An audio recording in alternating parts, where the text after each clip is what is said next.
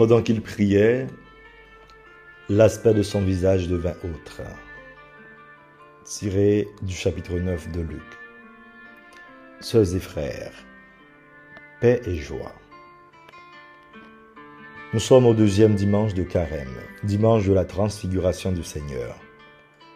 Le Christ manifeste et anticipe ce qui nous attend tous, la vie en Dieu. Cet instant de gloire est comme un oasis dans notre désert de ce Carême, qui nous fait penser beaucoup plus à la destination qu'à la longueur de la marche et la fatigue du chemin. Les textes de la liturgie sont orientés vers le dessein salvifique voulu par Dieu pour tous ses enfants. Ce dernier passe par des étapes successives avant que nous puissions jouir de ce qu'il veut pour nous. D'abord par la promesse faite à Abraham, devenu Abraham, il a scellé une alliance par l'acceptation de l'offrande d'animaux. Il y avait donc une théophanie, une manifestation de Dieu dans la braise et le feu qui consuma les offrandes. La présence du Seigneur dans le feu est un signe qui symbolisera l'Esprit dans la nouvelle alliance. Ensuite, dans l'évangile de la transfiguration, nous sommes aussi en présence d'une manifestation de Dieu, avec une nouvelle forme de présence.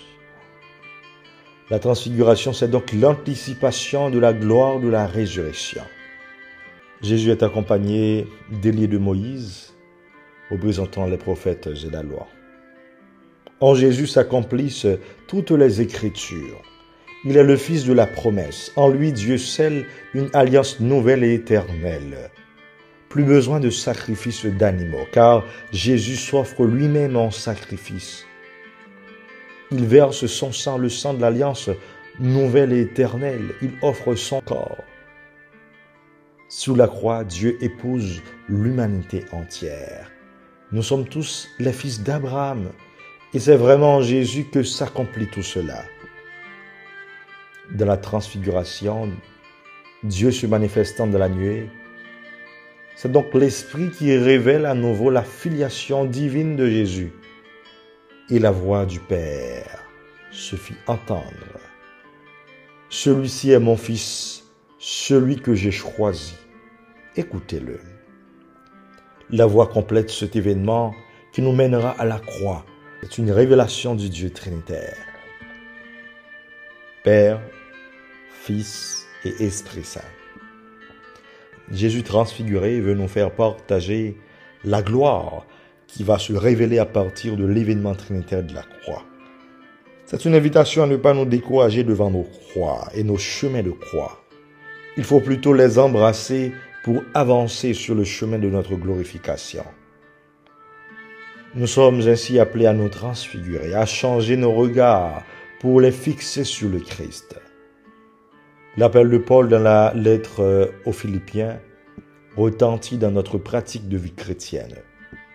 Comment nous comportons-nous par rapport aux biens matériels, par rapport aux choses de la terre?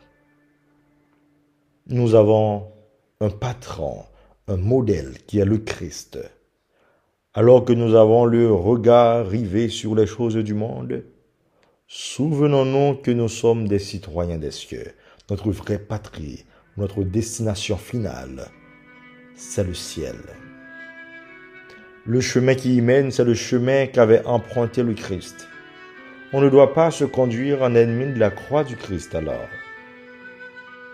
Frères et sœurs, la transfiguration nous renvoie à la blancheur de la robe de notre baptême, sans tache, qui nous rappelle que nous sommes plongés dans la mort et la résurrection du Christ.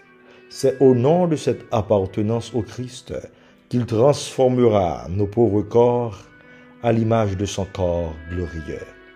Philippiens 3, le verset 21.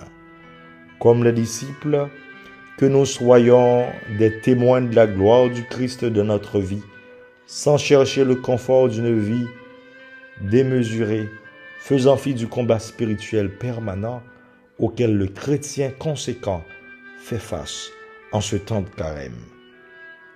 Qu'il en soit ainsi pour chacun, chacune de nous. Amen.